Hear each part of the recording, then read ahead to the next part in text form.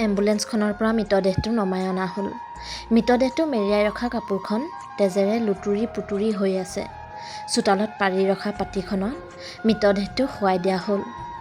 মানুহবোৰে মৃতদেহটো চাবলৈ হেতা ওপৰা লগাইছে। ৭-৮ বছৰীয়া ল'ৰা দুটাই বাপেকৰ মৃতদেহটো দেখি দুখ কৰাৰ বিপৰীতে ভয়তে তাৰ পৰা আঁতৰি গৈছে। ঠিক একেই অৱস্থা ল'ৰা দুটাৰ মাকজনীৰো। গিৰিয়েকৰ মৃত্যুত যেন তিলমানো দুখ লগা নাই মহিলাগৰাকীৰ। তেজেৰে লুতুৰি পুতুৰি শৰীৰটো দেখি সেইফালে চাই থাকিব নোৱাৰি ভিতৰলৈ সোমাই গ'ল মানুহগৰাকীও। বাহিৰত শুনা গৈছে শাহুৱেকে বোৱাৰীয়েকক উদ্দেশ্যি কোৱা কথাকেইষাৰ। গিৰিয়েৰৰ মূৰ খোৱা, গুণ্ডা লগাই মোৰ ল'ৰাটোৰ মূৰ খালি। মোৰ বুকুৰ পৰা অকালতেই তয়ে মোৰ ল'ৰাটো চিৰদিনৰ বাবে আঁতৰাই নিলি। ওচৰ চুবুৰীয়াই কিন্তু জানে আচল দোষী কোন। সেইবাবে শাহুৱেকৰ কথাত কোনেও হয় ভৰ দিয়া নাই। মাথো মৃতদেহটো সৎকাৰৰ বাবে লাগতিয়াল বস্তুবোৰৰ ব্যৱস্থা কৰিছে লোকসকলে। যথা সময়ত মৃতদেহটো শ্মশানলৈ নিয়াৰ সময় হ'ল। ঘৈণীয়েক আৰু ল'ৰা দুটাই সামাজিক নিয়ম অনুসৰি দেউতাকক বিদায় দিলে। ডাঙৰ ল'ৰাটোৱে দেউতাকৰ মুখাগ্নিৰ বাবে শ্মশানলৈ গ'ল, লগতে সৰু ল'ৰাটোও। মানুহবোৰ ঘৰাঘৰি গ'ল। কেৱল মাত্ৰ বংশ কুটুমৰ কেইজনমান মানুহ সিহঁতৰ ঘৰত থাকিল। মানুহজনীৰ চকুৰ আগত ভাহি উঠিল গিৰিয়েকৰ স্মৃতিবোৰ। স্মৃতি কেৱল স্মৃতিয়েই, সি লাগিলে বেয়াই হওক বা ভালেই হওক। দিনৰ দিনটো বহু কষ্ট কৰি তাই ঘৰখন চলাইছিল। গিৰিয়েকে দিন হাজিৰা কৰিছিল যদিও গোটেইকেইটা টকা মদ খায়েই শেষ কৰিছিল আৰু চিঞৰ বাখৰ কৰি ৰাতি ঘৰ সোমাইছিলহি।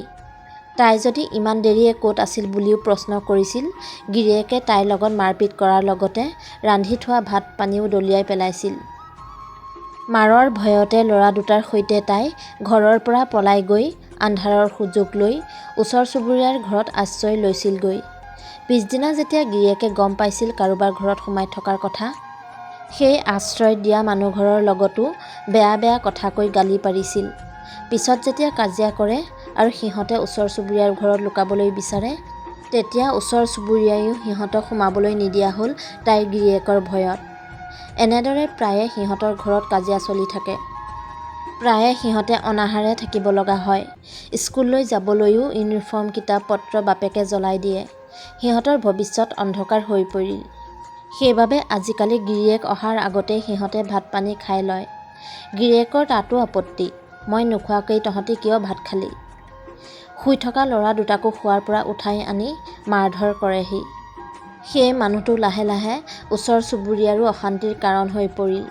সকলোৱে যেন সি কেতিয়া মৰে তালৈকে অপেক্ষা কৰা হ'ল। প্ৰায়ে আজিকালি কাজিয়া হ'লে তাই ল'ৰা দুটাৰে সৈতে মাকৰ ঘৰলৈ লৰ মাৰে। মাকহঁতেও তাই ঘৰলৈ তেনেকৈ কাজিয়া কৰি গৈ থকাটো ভাল নাপায়। কাৰণ তাই ঘৰৰ মানুহৰ অজ্ঞাতে ঘৰত কাম কৰা হালোৱাটোলৈকে পলাই আহিছিল আৰু আজি এই অৱস্থা। ২-৩ দিন থাকি পুনৰ তাই ঘৰলৈকে উভতি আহে। পুনৰ ঘটে একেবোৰ ঘটনাই।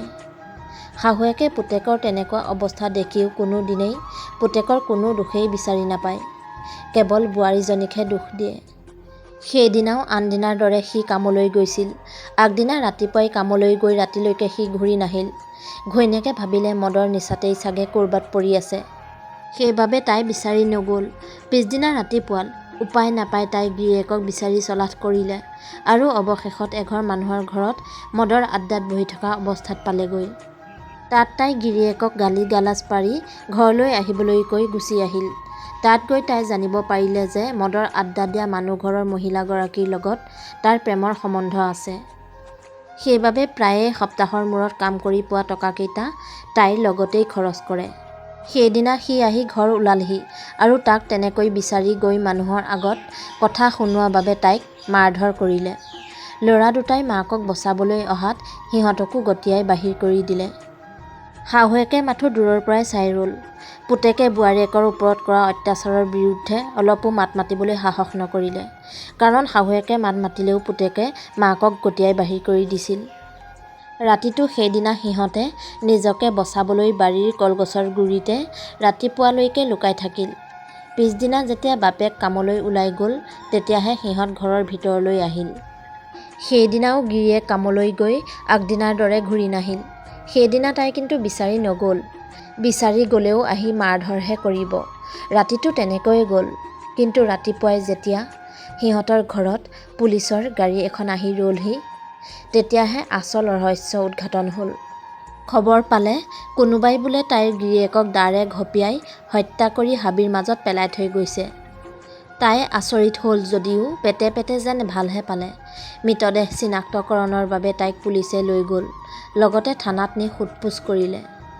যথা সময়ত মৃতদেহটো পোষ্টমৰ্টেম কৰি ঘৰত চমজাই দিলে। মৃতদেহ সৎকাৰ কৰি মানুহবোৰ উভতি আহিল। মা বুলি ল'ৰা দুটাই মাত দিলতহে তাই বাস্তৱলৈ ঘূৰি আহিল। ৰাইজৰ সহায় সহযোগত লাহে লাহে সকলো নীতি নিয়ম হৈ গ'ল।